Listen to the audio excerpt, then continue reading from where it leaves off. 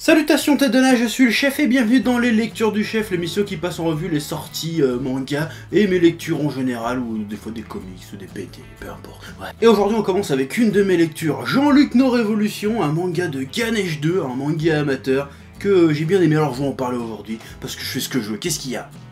Et oui, là je te montre pas le bouquin parce que je l'ai pas, hein. C'est Ganesh 2 qui a été bien gentil de me l'envoyer en PDF, comme ça, parce qu'en fait, on était en train de discuter de BD, tout ça, puis je fais tiens, tu veux lire mon comics? Donc je lui ai envoyé en PDF, d'ailleurs acheté mon comics, comme ça, petite pub. Et en échange, il m'a envoyé son Jean-Luc No Révolution, alors je l'ai lu, et j'ai beaucoup aimé, et on va en parler, voilà. Alors, petit résumé, hein, alors c'est en France, hein, Assemblée nationale, et là les députés, ils votent pour augmenter leur salaire de 500% ou de 1000%. Et Jean-Luc Mélenchon, il est pas content, et il débarque et il leur pète tous la gueule avec du kung-fu communiste. En gros, l'histoire c'est ça, c'est juste une grosse baston de Jean-Luc Mélenchon contre des députés. Et ça, c'est cool. C'est complètement n'importe quoi, mais c'est cool. Bon, hein, on va pas se voiler la face quand même, le dessin est pas ouf du tout de manière globale, même s'il y a quelques cases avec certains décors qui claquent pas mal, globalement c'est pas super inégal, ni super détaillé, ni super un dessin de ouf, mais c'est quand même vachement efficace. C'est efficace dans le découpage, la mise en scène, les onomatopées, l'action, le dynamisme. Ça a bien compris les codes des mangas genre Hokuto no Ken, les genres de délire. Ça reprend exactement ce délire-là, et c'est bien fait. Et tout ça, ça fonctionne bien dans le délire en fait. Ça me fait un peu penser, bon je compare pas, mais c'est pour que tu comprennes le délire. Ça me fait penser un peu à du One. Tu vois, One c'est le créateur original de One Punch Man. Mais je te parle pas du truc avec Yusuke Murata. Je te parle du webcomics d'origine, qui est dessiné avec le cul, mais malgré ça qui arrive à être dynamique, à être prenant. On arrive à rentrer dans le délire, même si c'est pas super bien dessiné, tu vois. Et dans l'idée, ça marche bien. D'ailleurs, imagine le délire. Il y a un dessinateur vachement talentueux qui est connu, qui repère Jean-Luc No Révolution, et dit « Oh, je vais le redessiner ». Voilà, imagine Jean-Luc No Révolution avec des vrais dessins bien stylés à la Hokuto no Ken, là. Imagine le délire de ouf. Ouais. Bon, niveau scénar, ça casse pas trois pattes à un canard, hein, tu t'en doutes bien, hein, c'est juste des vannes. Mais ce sont de très très bonnes vannes. Ah, moi je me suis bien marré. Bah déjà parce que moi je suis un grand fan de l'humour Ganesh 2. Ah moi Ganesh 2 je suis un fan, hein, je le suis depuis très longtemps, avant même que je lance ma chaîne YouTube, que je m'intéresse à YouTube, tout ça, je regardais même ses vidéos sur Dailymotion à l'époque, tu vois, donc je suis content, parce que son manga il est cool. J'y dirais même plus, il est vachement chabant. Et les vrais savent. Bon après c'est de l'humour Ganesh 2, hein. Faut être fan du délire à la base. Moi j'adore Jean-Marie Le Pen Gaming tout ça, bon, c'est les trucs qu'il est plus connu pour ça maintenant, moi je kiffe. Hein. Puis après pour bien comprendre un peu les subtilités de l'humour, faut s'intéresser un petit peu à la classe politique, hein, pour comprendre les hommes politiques, ça, pour comprendre leur travers, tout ça, pour comprendre la parodie. Hein. Donc si t'es Jean Dylan de 11 ans et demi, que tu regardes pas les infos, que tu t'intéresses pas à ce genre de trucs, bah tu risques de te passer un petit peu au-dessus. C'est du bon humour Ganesh 2, en plus là en dessin, bah il a pas de limite de budget ou des mises en scène comme ça, il peut faire tout ce qu'il veut. Et là tu le sens bien, ça part assez loin dans les délires, on rigole bien, moi j'ai bien rigolé, ouais.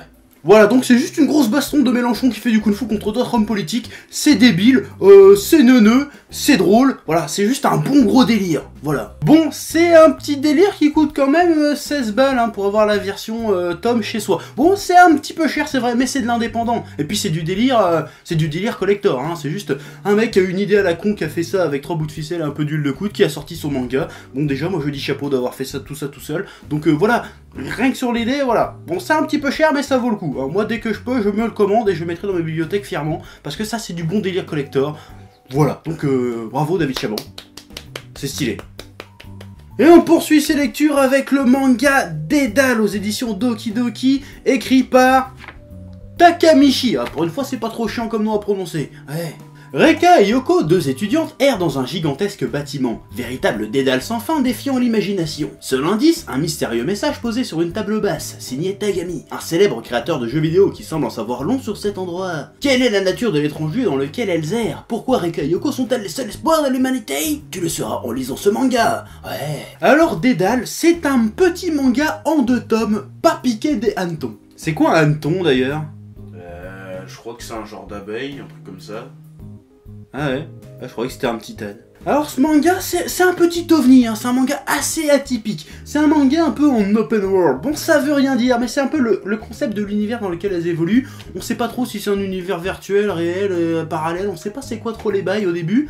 Et en fait, les 3/4 du manga, en fait, c'est juste 2 meufs qui se baladent et qui explorent un peu le dédale dans lequel elles évoluent. Donc il y a un rythme assez particulier, assez lent, ça prend le temps de poser l'univers.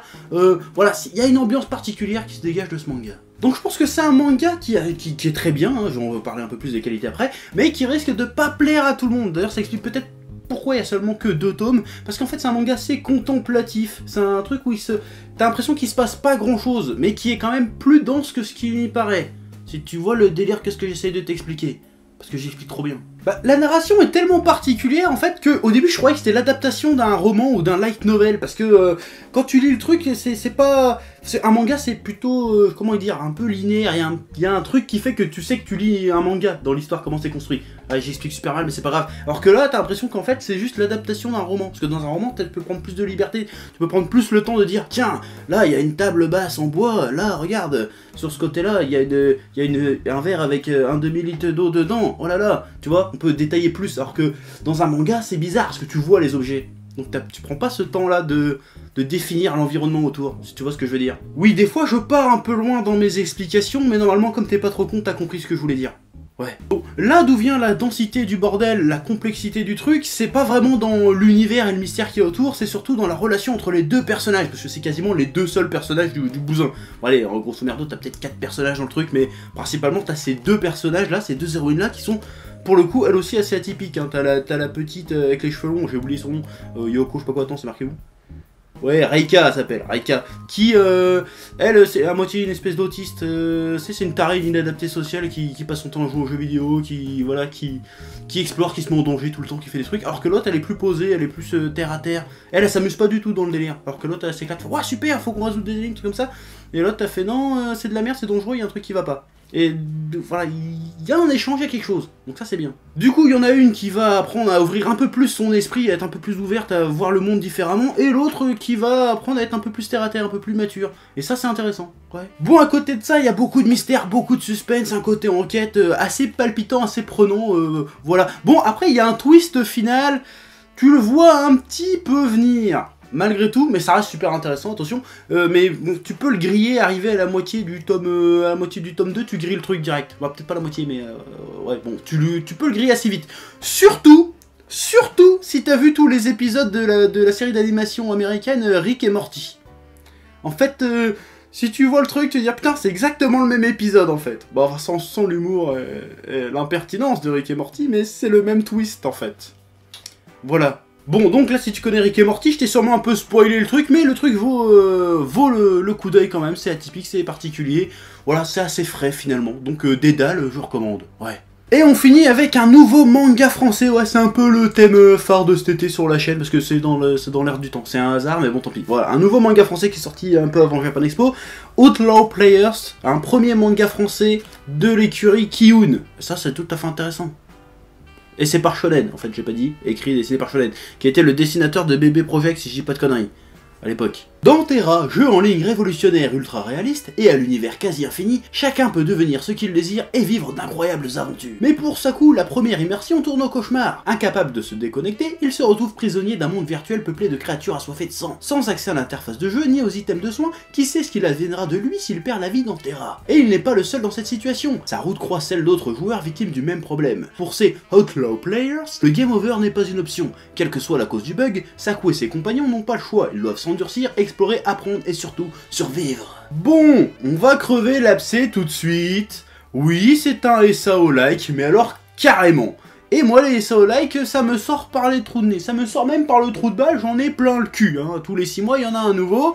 Bon, mais je vais faire abstraction de ça pour parler de ce bouquin. Parce que c'est en soi, c'est pas un défaut en soi, c'est pas un crime. Mais bon, on va essayer d'aller au-delà de ça. Faire un effort. Bon, déjà je vais commencer par ce que je trouve très bien dedans. Hein, déjà les dessins déchirent. Là, c'est propre, c'est nickel. Franchement, dessinateur ou dessinatrice, je sais pas.